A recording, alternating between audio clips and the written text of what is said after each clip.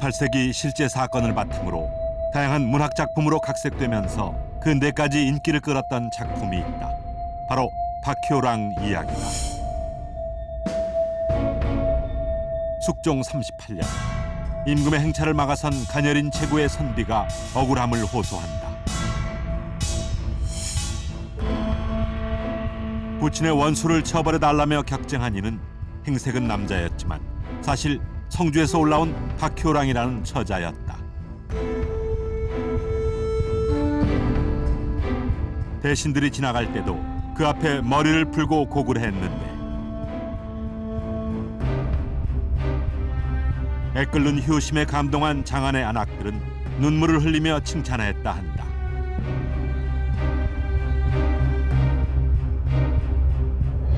한편 효랑의 당찬 행동은 조선의 여론을 들끓게 했다.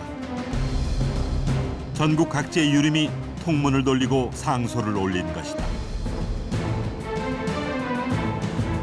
18세기 조선 민심을 사로잡았던 박효랑 사건.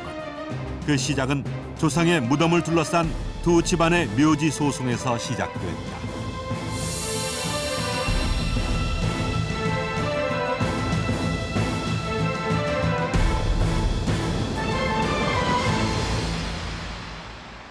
조선 사회에서 효는 자식된 사람이 지켜야 할 최고의 덕목이었습니다. 그래서 지극한 효성은 문학 작품의 주요 소재가 되곤 했죠.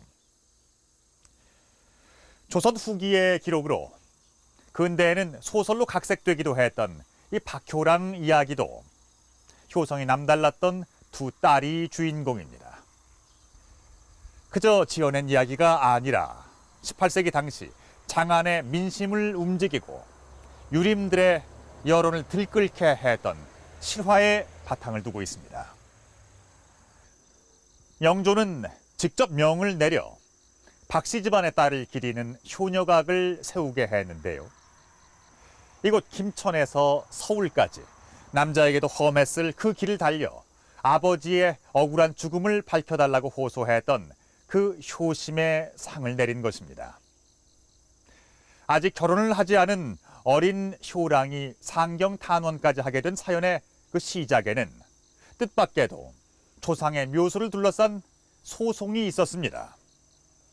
자, 지금부터 그 사건의 전말을 따라가 보겠습니다. 김천시 감천면. 옛 성주 땅인 이 일대는 조선 후기 당시 죽산 박씨가 대대로 살던 곳이었다. 지금도 박씨가의 묘지들이 마을 뒷산에 자리하고 있다. 참고로 이제 이걸 한번 보시면 박효랑은 이곳에 살던 죽산 박씨가의 여식이었다. 여기가 이제 숫자 하자 제 이제 할아버지고요. 거기 이제 따님이신 요 바로 밑에 후대의 이름을 널리 알린 덕에 언니 물랑과 함께 족보에도 그 이름이 올라 있다.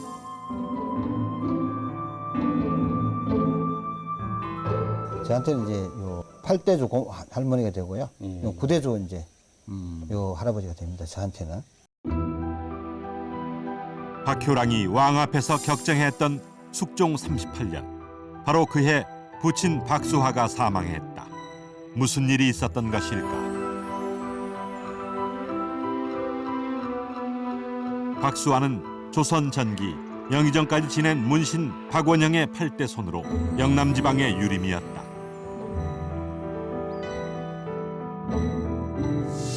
18세기 당시 기록인 박효랑 실기에 따르면 박경열한 자가 박수화의 선산 부군을 점유하면서 갈등은 시작됐다. 이제 일찍 갖고 하셨는데 큰 집 어른이 되시고.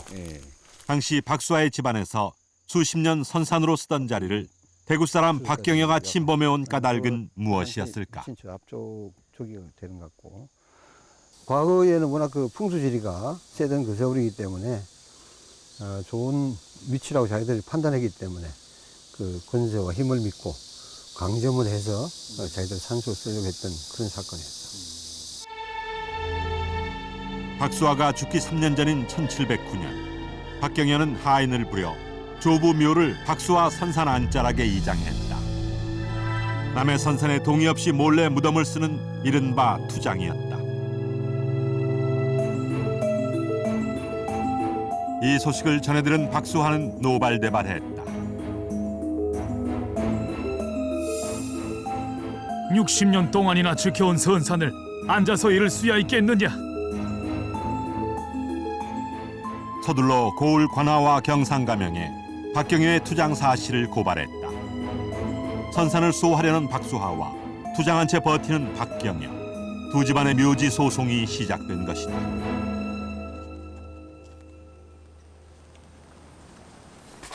또 보시면 조선시대 다른이의 선산에 무단으로 묘지를 쓰는 투장은 국법으로 금지된 일이었다. 사대부들이 늑장, 위력으로 투장을 하거나 유장, 꿰어서 투장을 하거나 그다음에 투장, 그다음 일반적인 몰래 투장을 하는 이런 무리들은 각별히 언금한다. 왕이 내린 판결을 모은 법전인 신보수교 집록에는 투장을 남의 집을 뺏는 것과 동일한 범죄이며 3년 유배의 엄벌에 처한다고 규정해 놓았다.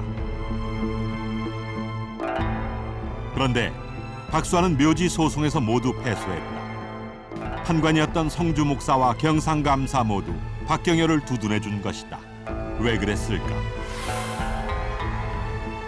현감을 지낸 박경여는 권력에 가까웠던 반면 박수하는 특별히 벼슬을 지낸 기록이 없는 남인 신분의 유림이었다. 경상도 지역에서는 18세기 초부터 시작하면 보통 대개의 경우는 경상도에 남아있는 살인들은 서울의 벼슬을 못하게 됩니다. 그러니까 영남 남인들이 벼슬 진출이 거의 막히게 되는 시절이고요. 그런데 이 박경여는 계속해서 벼슬을 하게 됩니다. 이 당시에도 현감을 지내고 있었고요. 특히 혼인관계가 보게 되면 대개 영남의 남인들 계통들은 지역적 가문 연계를 맺어가지고 혼인을 하게 되는데 박경여의 혼인은 서인 노론계통 가문과 계속해서 혼인을 맺고 있습니다. 이런 걸로 봐서는 어떤 좀 당시 일반적인 영남 살인과는 좀 다른 행보를 걸었던. 박수하는 서울로 올라가 묘지 소송의 시비를 가려줄 것을 임금께 호소하는 등 갖은 노력을 다했다. 조선시대 사대부들에게 있어서 분묘라는 거는 돌아가신 조상을 모신 곳이기 때문에 이 분묘를 수호하는 게 산 사람, 살아있는 부모님을 모시는 것처럼 이 사대부들에게는 굉장히 중요한 문제거든요. 이 자손의 입장에서는 이거를 조상의 분묘를 끝까지 지켜야 된다는 그런 관념이 일종의 효에 실천하고도 직결이 되기 때문에 판결의 여부에 관계없이, 그러니까 소송에서 지더라도 끝까지 이제 묘를 파내기 위해서 이제 투쟁을 하는 거죠. 박수하의 상경 격정에도 불구하고 이렇다 할 해결 없이 3년이 흘렀다. 그러는 사이 박경여는 투장한 조부 묘 주변의 권리를 조금씩 행세하려 했다.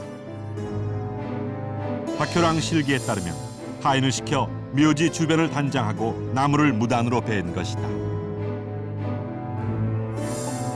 박수하는 박경여 집안의 하인을 잡아다 매를 때렸다. 이 일을 박경여가 관하에 고발했고 선영을 지키려던 박수하는 오히려 문초를 받게 된다. 그런데 진술 과정에서 박수아가 한 말이 큰 화를 불러왔다.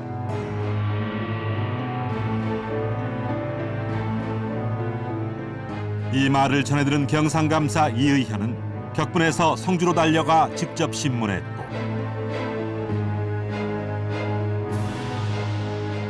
자신을 모독한 죄를 물어 무거운 형장을 치게 했다.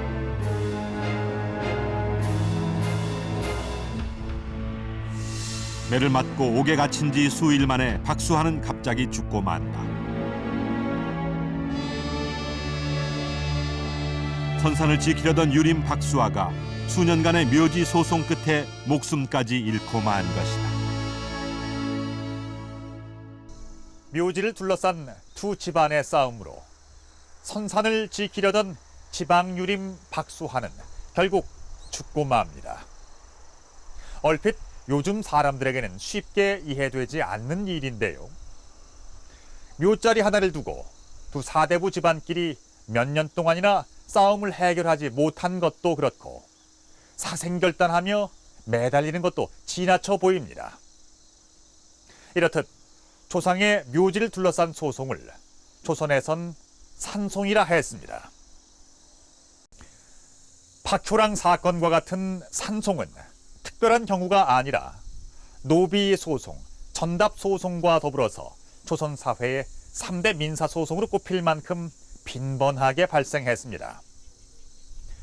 다른 소송들과는 달리 이 묘지 소송은 두 집안 간의 갈등이 한 번 발생하면 여간해선 타협이 어려웠고 또 오래 끌게 되면 곧잘 물리적인 충돌로 이어져서 조선 중후기 최대의 사회 문제로 떠오르게 됩니다.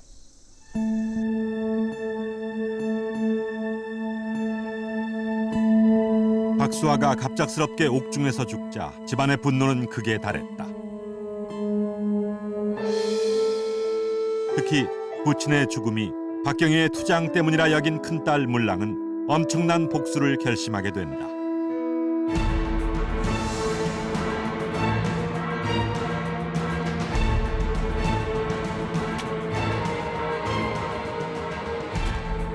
여자의 몸으로 쉽지 않은 일이라 가족이 만류했지만 물랑은 직접 나서 손가락에 피가 맺히도록 무덤을 파냈다고 한다.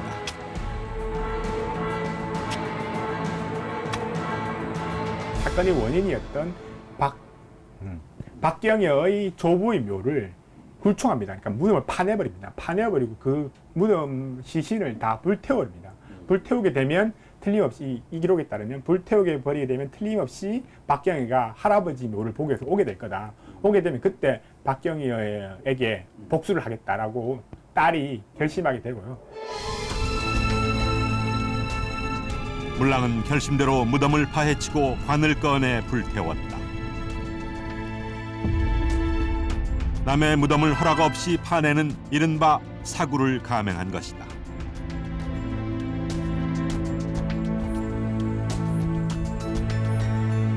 유교 사회였던 조선시대, 남의 묘를 파헤치는 사굴은 살인에 맞먹는 중범죄였다. 하지만 투장묘를 파내서라도 선산을 지키려는 것이 또한 당시의 효의식이었다. 투장을 당한 사람의 입장에서는 그게 아니거든요. 유배형을 당하더라도 이 조상의 죄를 지을 수 없기 때문에 투장묘를 그대로 유지를 한다는 거는 이 조상에 대한 극심한 불효이기 때문에 조상에게 죄를 짓지 않기 위해서 유배형을 무릅쓰고 사고를 감행을 합니다. 무덤을 파헤친 지 며칠 뒤 박경여 가문 사람들이 몰려왔다. 물랑은 그들을 향해 말을 달려 돌진했다. 원수를 갚아야 된다. 박경여를 죽여야 된다는 생각으로 준비도 안 된 상황에서 이제 죽이러 가게 되는 거죠. 아버지 원수를 잡기 위해서 이것저것 돌아볼 수 없다고 하면서 그냥 달려 들어가게 되는 거죠. 칼을 들고 박경여의 목을 칠각으로 무리 가운데로 뛰어들었지만 오히려 무장한 박경여 집안 사람들에게 큰딸 물랑은 처참히 죽임을 당했다고 박효랑 실기는 적고 있다.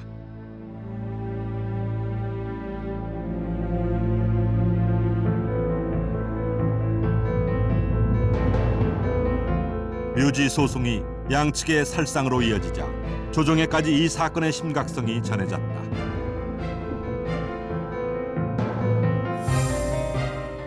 성주 목사였던 김상직은 묘지 소송을 소홀히 다룬 죄로 파직됐고 그 열흘 뒤 숙종은 친히 명을 내려 어떠한 권력 관계에도 얽매이지 말고 엄정히 박수아의 산송을 다시 조사하게 했다.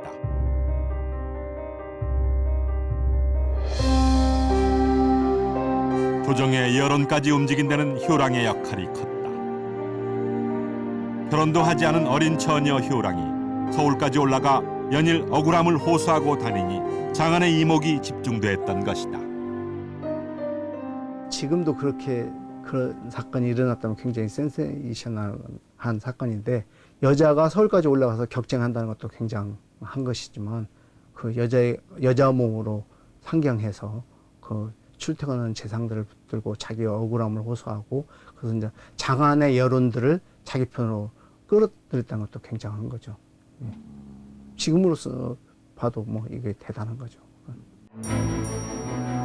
지역 유림들 사이에서도 박효랑과 그 집안을 지지하는 움직임이 일었다. 그 사실 자체는 아주 큰 사건이었고요. 통문만 하더라도 뭐 저기 전라도에서까지 통문이 오게 되고 엄청나게 많은 통문들, 거의 모든 지역에서 그러니까 삼남 지역의 모든 지역의 사람들이 통문을 보내 그 사실을 알리는. 묘지 소송의 전말을 전하는 통문은 경상도에서 시작해 전라, 충청, 경기 지역으로 들불처럼 번져나갔다. 지역 유림들은 박경열을 처벌하고 물랑 효랑에 효녀비를 내려야 한다고 촉구했다.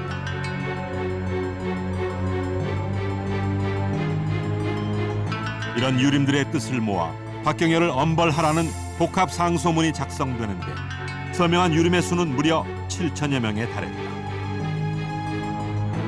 또한 성균관 유생 100여 명도 가세하여 재차 상소하니 왕은 성주로 어사를 2차례나 파견하기에 이른다.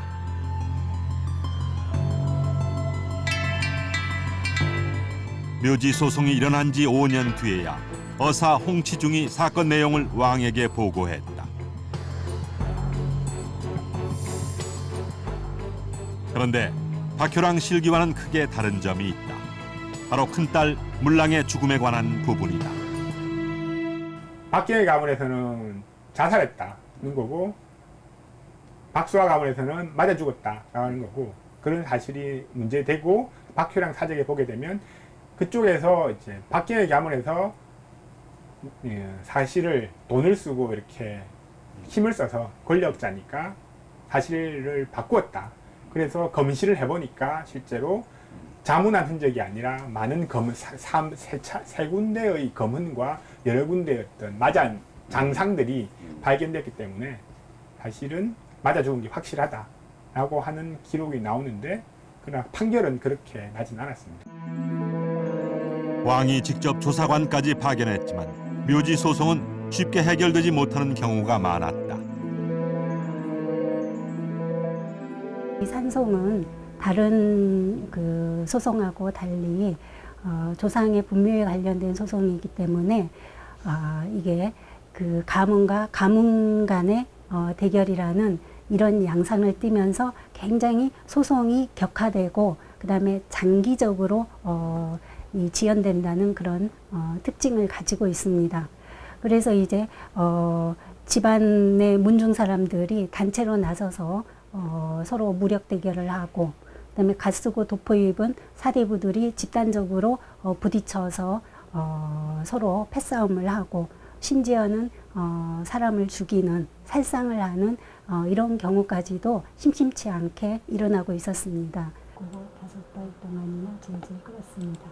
그래서 이제 실록에 그렇다면 이런 조선의 산송은 언제부터 시작된 것일까? 조선 왕조실록에서 산송이란 용어가 처음 등장한 것은 1664년 현종대 일이다. 17세기 중반 산송에 대한 판결을 늦춘 관찰사를 파직하라는 내용이다. 신보수교 집록에도 현종 다음 왕인 숙정대부터 산송과 관련된 조항이 나오기 시작한다. 17세기 후반 법전에까지 산송이 실린 것은 이미 묘지 소송이 주요한 사회 갈등 현상이 됐음을 의미한다. 수교의 건수만 보더라도 사회 보장과 관련된 해휼, 과거 시험을 다룬 제과 다음으로 많을 정도로 비중이 크다.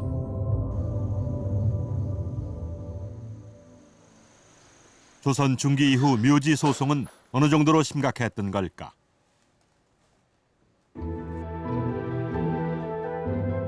한국국학진흥원 수장고에는 조선시대 각종 고문서 34만 점이 보관돼 있다. 주로 영남 지역 사림 가문으로부터 기증받은 것들이다.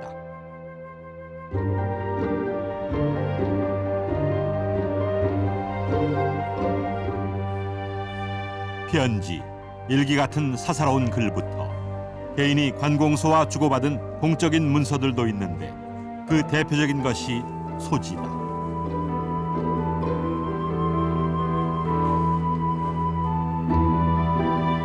소지란 시시비비를 가려달라고 관에 청하는 일종의 고소장인데 그 대부분이 묘지 소송에 관한 것들이다. 지금 남아있는 소지 가운데에 산송을 다루는 문서가 한 70% 이루고 있습니다. 근데 이렇게 많은 산송 관련되는 그 소지가 남아있다는 것은 그 시대에서 산송 문제가 사회적으로 상당한 큰 이슈가 되었다는 것을 알 수가 있습니다. 순서가 이렇게 보면은 소지에는 소송의 시작부터 재판 과정, 판결까지 전부 담겨 있다. 때때로 판결에 필요한 증거 자료가 첨부되기도 하는데 묘지 소송에서 가장 중요한 자료는 산도다. 산도는 분쟁이 생긴 묘지의 위치와 거리를 상세히 그린 것으로 묘지 소송의 양측 당사자와 조사관이 직접 현장에서 작성하게 된다. 이 그림은 그 유시문 중에서 소유하고 있는 이제 선산에 그 박씨 어떤 분이 투장을 했습니다. 그래서 거기에 이제 유시문 중에서 소송을 제기했고 또 그 양간청에서 개입이 되어서 그에 대한 이 그림을 그리고 이것이 아마 증거로 채택되어서 일일이 산송 현장에 나가볼 수 없었던 재판관은 산도를 보고 판결을 내렸다. 여기 보면은 이제 여기가 이제 유춘복 하시는 분의 고조모 묘소고 요거는 이제 조모의 묘소래요. 근데 이 밑에다가 거리가 거의 한 7걸음 정도 되는데 거기에 이제 이 박만목이라는 분이 이제 투장을 한 묘소가 있죠. 근데 중간에다가 예, 박씨가 묘소를 쓴 거죠. 예. 산도만 보더라도 박씨 집안의 투장이 분명했기에 결국 박씨 묘를 파내가라는 판결이 내려졌다.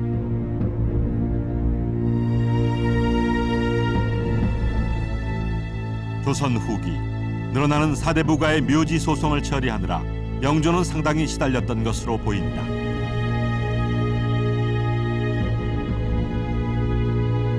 요사이 상언한 것을 보건대 산송이 열에 8~9이나 되었다.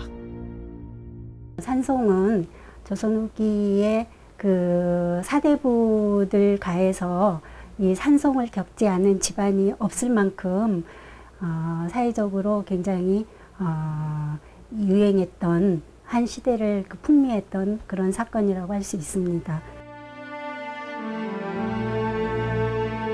1723년 윤이월의 깊은 밤, 왕의 안위를 걱정하는 신하의 만류를 뿌리치고 영조는 친히 흥화문으로 행차했다.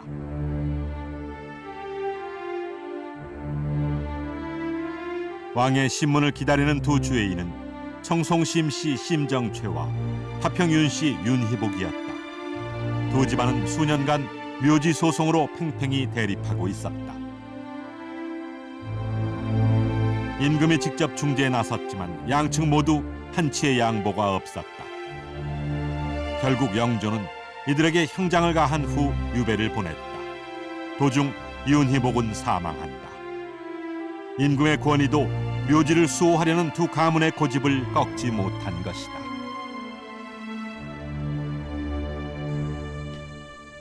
이곳이 바로 조선시대 최대의 산송으로 꼽히는 윤씨와 심씨 두 집안 간의 묘지 소송이 시작된 분수원입니다. 이곳에는 수백 년간 지속된 두 집안 간의 반목이 얼마나 심각한 것이었는지를 보여주는 상징물이 아직도 남아 있습니다. 윤관의 묘를 둘러싸고 있는 곡담입니다. 보통 곡담은 분묘를 치장한다는 의미에서 묘 뒤에 나지막하게 쌓아 올리는 것이 상식인데요. 그런데 이처럼 어른의 키를 훌쩍 넘을 만큼 높은 곡담을 쌓아 올려야만 했던 이유는 무엇일까요? 또 조선의 사대부에게 조상의 묘는 어떤 의미였을까요?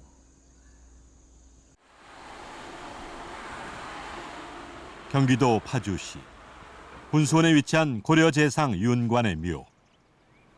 문인석과 무인석이 잘 다듬어진 봉분을 호위하고 있는 파평 윤씨가의 묘다.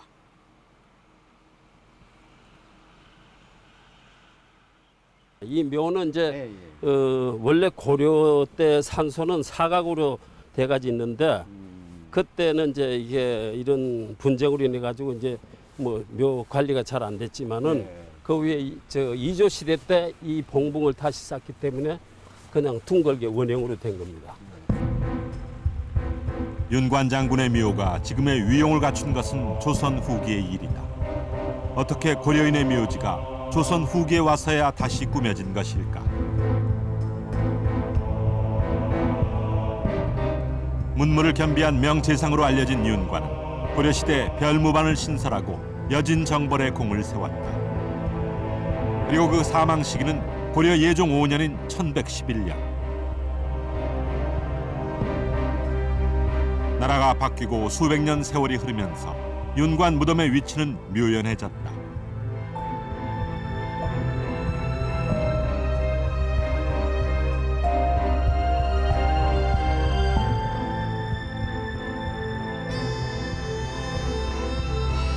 (18세기) 초 파평 윤씨 집안에서는 몇 해 동안 무덤 하나를 찾고 있었다. 잃어버린 윤관 장군의 묘였다.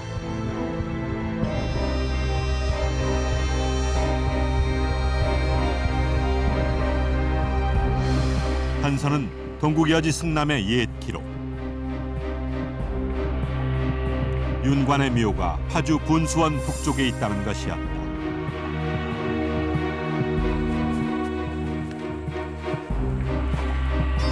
그 일대를 찾아다니기를 몇 해. 마침내 흙 속에서 비석 조각을 발견했다.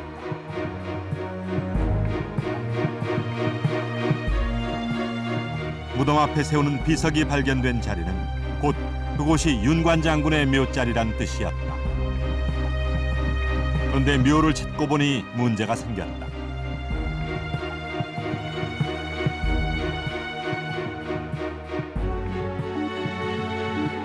무덤 바로 뒤쪽 일직선 위 지척에 조선 명망가의 묘지가 이미 자리하고 있었던 것이다. 무덤의 주인은 조선 효종대 영의정까지 지낸 심지원. 이미 100여 년 동안 유지되어 온 묘지였다.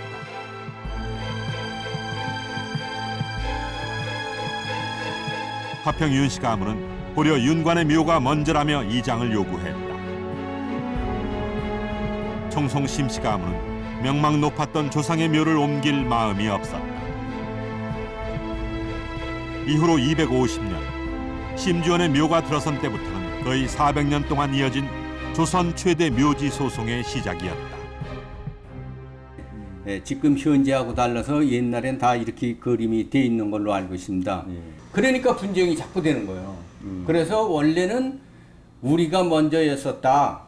그리고 저 파평윤 씨들은 뭐냐고 하면은 그건 고려 장군이니까 시대적으로는 그 사람이 상당히 우위지 그러니까.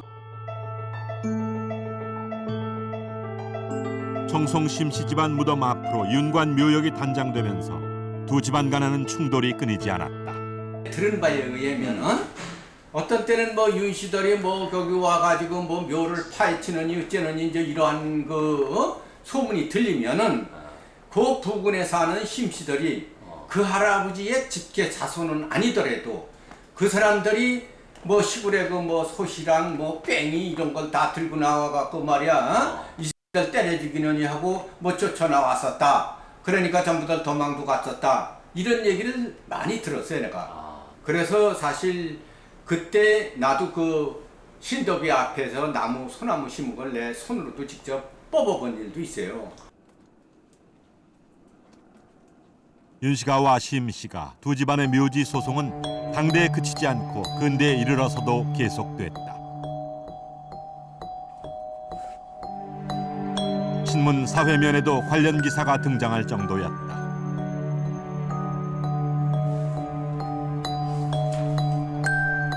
(1906년 5월에는) 심씨가에서 나무를 베어 팔려 했던 사건이 기사화됐다.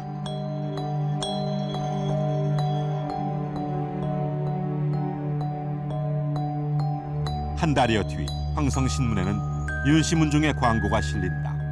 대책회의를 하겠으니 모이라고 전국의 문중 사람들에게 알리는 내용이었다. 청송 심씨 측에서도 대책이 필요한 문제는 있었다.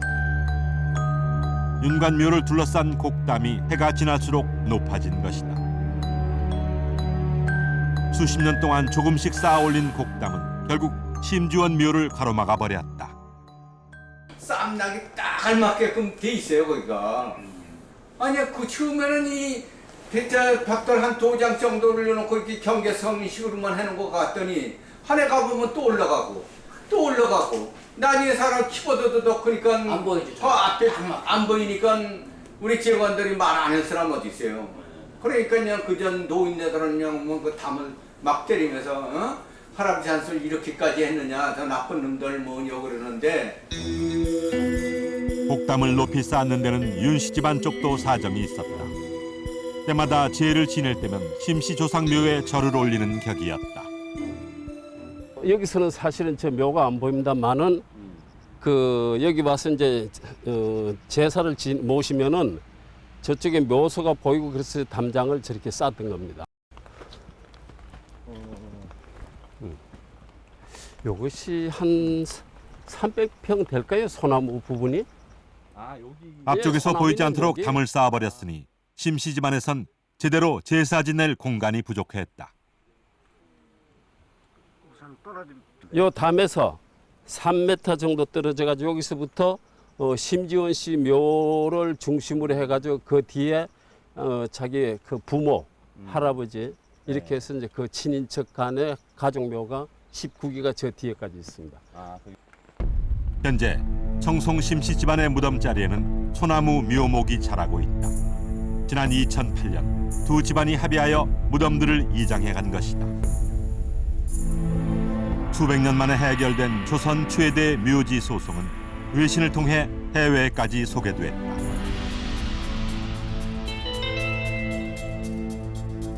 유교의 효의식을 알지 못하는 외국인들에게 묘지를 둘러싼 오랜 소송은 매우 이례적인 사건으로 여겨졌던 것이다. 고려 재상 윤관의 묘는 그 위치가 묘연했다가 조선 후기에야 다시 찾았다.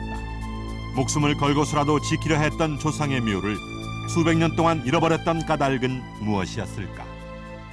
그 이전은 되게 처가살이를 했기 때문에 우리 할아버지는 뭐 경상도 청도로 그 처가살이를 하셨고 우리 뭐 아버지는 뭐 저 전라도 영암 그다음에 뭐 나는 뭐 충청도 청주 이렇게 가 있기 때문에 묘 관리라든가 이런 것들에 그렇게 크게 신경을 안 쓴 거죠. 근데 그것이 17세기 이후에 같은 성씨가 그냥 동성마을을 이루고 그러면서부터 종산도 생기고 문중이라는 것도 생기고 그러면서부터 이제 이게 점점점 그 묘 관리라든가 자기 조상 묘 관리라든가 이런 것들에 대해서 신경을 쓰게 되는 거죠. 경북 안동의 진성이 씨 종택. 외손까지 이정 구잔 우리 그렇죠. 정문로가 이 선조 부종공 처음 이곳 안동에 자리 잡은 이는 이운후로 퇴계 이황의 고조부다. 참 묘하지. 그런데 족보에는 대략의 위치만 있을 뿐 무덤의 정확한 위치가 없었다. 조선 초만 해도 딸 사위로 이어지는 외손이 묘를 관리하는 경우가 많았는데 세대가 멀어지면서 이운후의 묘는 이름 없는 고충이 돼버린 것이다. 그 외손 봉사라는 게 그게 쉽지 않거든요. 그 외손이 뭐 타지로 나거나 우고하거나 대가 끊기거나 이렇게 하면 몇백 년 세월이 흐르면 그 묘를 잃어버릴 수가 있어요. 그 신묘, 묘를 찾지를 못하고. 조선 중기 최고의 성리학자였던 퇴계조차도 고조부의 무덤을 찾지 못해 평생 노심초사했다고 한다. 퇴계 선생님께서는 가끔씩 이제 낙향하시면 그쪽 가막산 근처 가셔가지고 그 가막산을 바라보면서 망제를 올렸다는 또 기록도 나오고 있습니다. 결국 이황은 무덤을 찾지 못한 채 세상을 떠났다. 이운후 묘를 되찾은 것은 그로부터 수십 년이 흐른 뒤였다. 성리학을 건국 이념으로 삼았던 조선 왕조. 하지만 조선 초기에는 종손이 중심이 되어 조상의 제사와 묘를 지키는 유교식 종법 질서가 자리 잡지 못한 상태였다. 조선 전기 16세기까지는 고려적인 질서가 아직 우리가 조선 사회가 성립됐다 할지라도 아주 고려적인 사유 체계라든지 그런 것이 사회에 지배하고 있다가 성리학이 이제 본격적으로 정착되는 게 17세기입니다. 조선 중기에 와서야 사대부들은 성리학을 생활 속에 녹여내고 실천하고자 했다.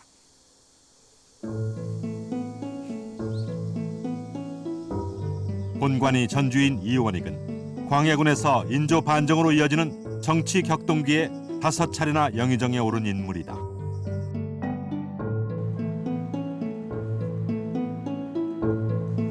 문중에서도 영향력이 컸던 그는 집안 묘역, 즉 종산을 지키는 데 필요한 원칙을 자손들에게 유서로 남겨 당부했다.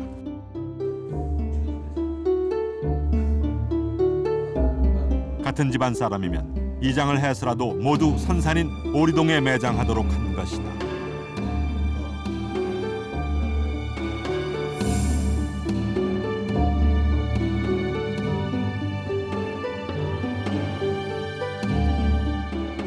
집안에 묘가 흩어져 있으면 돌보기도 힘들고 한두 해 지나다 보면 그 위치를 잃어버리게 될 수 있음을 걱정한 이원익은 살아서 같은 집, 같은 동네에 모여 살든 죽어서는 묘를 같이 하는 것이 하늘의 뜻이며 사람의 도리라 여겼다.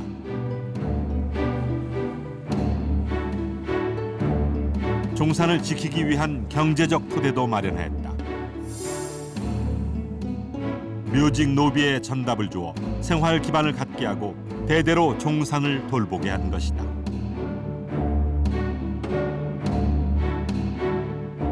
조선 중기 이후 사림의 성리학적 가치관은 종손을 중심으로 문중을 형성했고 조상 묘 수호에 정성을 쏟았다. 하지만 이런 유교 상장리의 문화는 후기로 갈수록 명당 열풍으로 변질되면서 산송의 주요한 배경이 되기도 한다. 우리가 결혼을 말하는 표현 가운데 장가를 든다라는 말이 있습니다. 사실 고려시대부터 조선 초기까지만 하더라도 이 장가를 든다라는 표현이 상징하듯 남자의 처가살이가 상당히 일반화되어 있었다고 합니다. 자연스럽게 묘지도 처가 근처에 쓸 수 있었고 제사도 아들, 딸이 구별하지 않고 형편이 되는 쪽이 모시도록 했던 문화였습니다. 부계 중심의 가족 제도는 16세기 이후부터 정착되기 시작했습니다. 이때부터 효도의 대상은 먼 위대의 조상까지 거슬러 올라가게 됐고 그러다 보니 잃어버렸던 조상의 묘까지 앞다투어 찾게 된 것이죠. 조금 유난스럽게 보일 수도 있겠습니다만 유교 이념으로 무장된 당시 사람들로서는 조상의 묘를 수호하는 일이 너무나 당연한 일이었을 겁니다. 그렇다면 각자 자신의 선산만 잘 보살피면 될 일인데 조선 후기로 갈수록 왜 산송은 계속 증가할 수밖에 없었던 것일까요?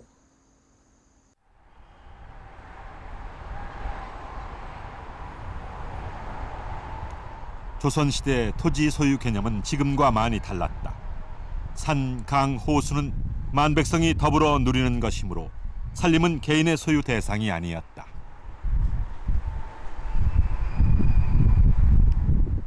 근데 조선시대는 그 산림이라든지 이런 것은 백성들하고 다 같이 쓰는 것이다. 그걸 공동으로 쓰는 거고 먼저 묘를 쓴 사람은 소유권이 아니라 점유권, 우리로 말하는 이용권이라고 할 수 있겠죠.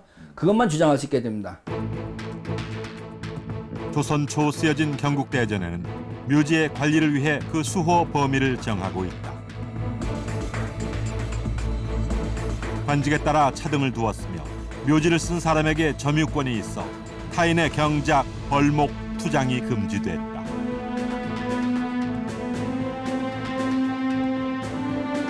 하지만 조선 중기로 갈수록 이 규정은 유명무실해진다. 묘지 범위에 대한 인식이 달라졌기 때문이다. 조선 후기에 들게 되면은 풍수지리가 크게 유행하게 되고요. 그러면 지맥이 되게 중시 여겨지게 되니까 좌청룡 우백호라고 해당되는 지맥에 다른 사람이 무덤을 쓰게 되면 혈이 끊긴다고 해서 못 쓰게 되게 되는 거죠. 조선 사대부가 선호하는 좋은 묘자리는 무덤 뒤쪽의 주산을 중심으로 좌우 선줄기가 감싸며 내려오는 이른바 좌청룡 우백호의 지세였다.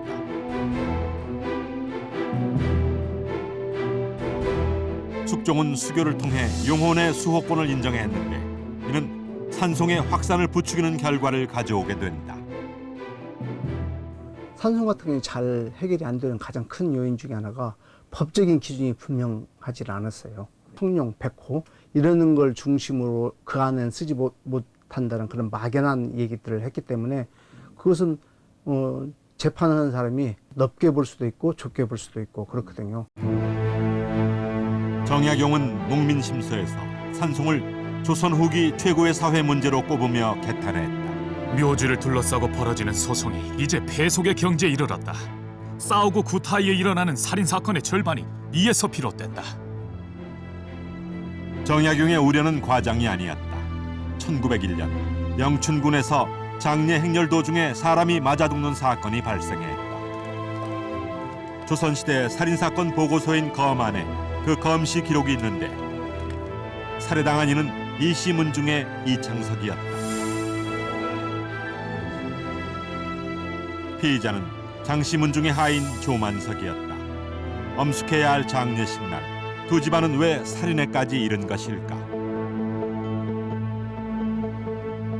좋은 묘자리를 찾던 장석준이란 자는 이시문중의 몇 사람과 거래를 했다. 이시문중의 몇 사람에게 땅을 주고 그걸 좀 이제 사용할 수 있게 해달라고 허락을 받았다고 이제 장시문중에서는 주장하는 것이고 이시문중에서 합의된 바가 없다. 그러나 장씨 집안은 장례를 강행했다. 이시문중의 사람들이 이를 막아섰고 돌을 던져 행렬을 방해했다. 문중 선산에 다른 묘를 쓰게 할 수 없다는 이유에서였다. 결국 두 집안 간의 몸싸움이 벌어졌고 이창석이 맞아 죽은 것이다. 명당 자리를 향한 갈망이 무력으로 표출된 조선 후기 전형적인 묘지 다툼 사례였다. 당시 이제 이런 산송 사건이 많은 건 그 풍수지리사에 의해서 이제 길지를 선택해서 장례를 잘 치르면 좋은 곳에 장례를 치르면 후손들이 큰 복을 받는다는 그런 풍수지리 사상이 뭐 후기에 워낙 유행을 하기 때문에 이런 그 남에게 돈을 주어서까지라도 혹은 뭐 남의 무덤을 막 파내는 투장 같은 것들도 벌어지지 않습니까? 이런 걸 통해서라도 좋은 묘지를 선점하려고 하는 그런 다툼이 많아지기 때문에 산송 사건이 조선 후기에 가서 빈번하게 일어나는 것을 알 수가 있습니다. 18, 19세기 조선 후기 사회는 격동기였다. 신분 질서가 동요하는 가운데 산송은 하층민에까지 확산됐다. 정조의 국정기록인 일성록에는 선비 송복교의 상언이 실렸는데 자신의 노비가 야밤을 틈타 선산에 투장했다는 내용이다. 평천민의 입장에서도 나도 좋은 곳에다가 무덤을 쓰게 되면 내 자손들은 이런 억울하고 이렇게 그런 지위 낮은 단계에서 벗어나서 뭐 양반도 될 수 있고 아니면 평민도 될 수 있다. 천민들의 입장에서는 그런 생각들을 하게 되죠. 그러다 보니까 이제 점점점 평민들도 무덤을 버젓이 쓰려고 하는 거고 그러다 보니까 싸움이 격화될 수밖에 없는 거죠. 유교적 효의식에서 시작돼 후기에는 하층민의 신분 상승 욕구까지 혼재됐던 조선 특유의 사회 현상. 그것이 조상 묘를 지키기 위한 싸움, 조선의 묘지 소송이었다. 결국 산송은 그 지나침 때문에 조선 사회의 폐습으로 치부됐지만 그 시작은 조상에 대한 효의식이었습니다. 한 사회를 지배하는 가족제도, 그 시대의 가치관이 집약돼서 나타나는 것이 바로 죽음에 대한 의식, 상장례가 아닐까 싶은데요. 윤회를 믿었던 고려시대에는 화장 문화가 지배적이었고 효를 최고의 덕목으로 여겼던 조선시대에는 부모 상을 당하면 운막을 치고 부모의 묘를 지켰습니다. 이곳은 지난 2008년 파평윤 씨와의 긴 다툼을 끝내고 이장한 심지원과 그 조부의 묘입니다. 250년간이나 계속됐던 묘지 다툼이 끝났다는 것은 이미 우리가 새로운 시대를 살고 있음을 의미하는 걸 겁니다. 가족의 규모가 작아지고 실리를 추구하는 현대 사회에서 조선시대의 산송은 우리에게 많은 것을 시사하고 있습니다.